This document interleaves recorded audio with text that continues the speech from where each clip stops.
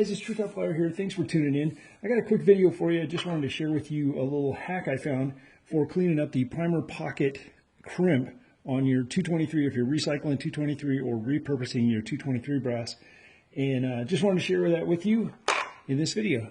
First, just a little channel maintenance. If you follow the channel, you may have noticed that I announced a while back I had to remove some content, and I've done that. So the channel's quite a bit smaller than it used to be. But all of my old videos are still available. They are over at a lot of links to them and articles are over at Reloaders Network, and the entire catalogs are backed up at HugeTube and Gunstreamer. So check me out over there. It's under the same name, Treetop Flyer. That's F-L-I-E-R in all those locations. So check me out over there if you're looking for some of the older stuff I've had some people ask. Alright guys, so what got me started on this was I bought this VLD chamfer reamer from Lyman, and here's the back of it here, if you want to look at the part number and all that stuff. It's a 22 degree inside reamer. This is a little more, this is a bit of a slight angle compared to the your old deburring, inside-outside deburring tool. This is 22 degrees. I would say your old one is, I don't know, 45 degrees, close to that. Well, what this is for is VLD stands for very low drag, and it's made for seating bullets that are, you know, high quality, very low drag bullets, and preparing the case so that you don't scuff up the bullet for longer flight. Incidentally, pretty much any of your VLD or very high ballistic coefficient bullets are in that category. I was really more interested in it as a case preparation tool to try to improve concentricity, so that I have come to believe that getting a good dressing on the inside of the neck and a little bit more of a slight angle helps kind of prepare the bullet to seat in you know, take the shape of the neck and be more concentric. And if I had to assign a value to it, I would say it's about a 10% improvement. That's just my opinion. So anyway, that's how I got into it. Is I was looking at using the 22 degree to get better concentricity by getting a little bit more of a longer taper in the chamfering of the chase mount. But what I found was, you know, I had this sitting on the bench, and I was seating primers, and every once in a while, you get a primer. Let's see if I can find one here. So, you look at your crimp there. I'm going to try to hold this as still as I can, and you can see there's a ringed crimp in there. That's a very common type. There's also stakes where you get 4 swages around the outside.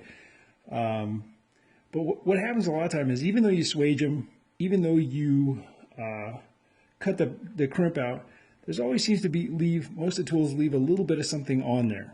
So I just had this sitting on my bench one day, and I had one that was hanging up a little bit that I didn't get quite right. And so I reached over and I said, you know, let me see if this will cut that out. And I started giving it one of these, right? And I run it down a little bit. It cut some, and then it stopped. And what I realized was this flat surface here had come up and was riding on the bottom of the primer pocket, and I'd finished cutting the crimp out. So I tried seating the primer, easy peasy. So anyway, just a random thing that I found, and I don't know why it works, you know, just random luck, but it just happens to be the right diameter, right where you need it, to do a good job of cutting that crimp out and getting you ready to take a primer. So that's the whole deal right there. We'll move over and do an automated setup, but yeah, that's that's the whole thing, and it works like a champ.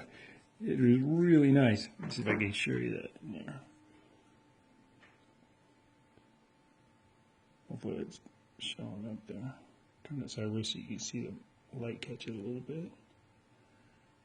Well, the reason we're sitting in front of this drill press is I'm going to take it to the next level here. Now, if you have a case prep center, I believe that these threads will work on that. I don't know that for sure. You guys probably already know that better than I do. But I just put it in my drill press.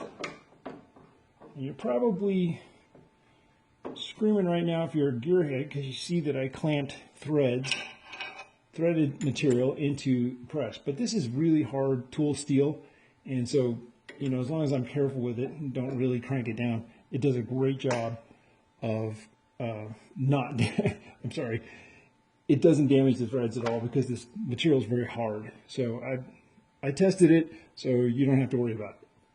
So let's put a couple of these out. Here, I'll try to get this so you can see it. And you watch, I put this in there, you'll see a bunch of material come out, and then you'll see it stops cutting. And that's it, it's done.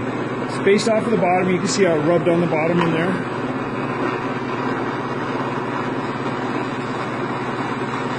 And then I just flip it around, hit the neck a little bit. Done.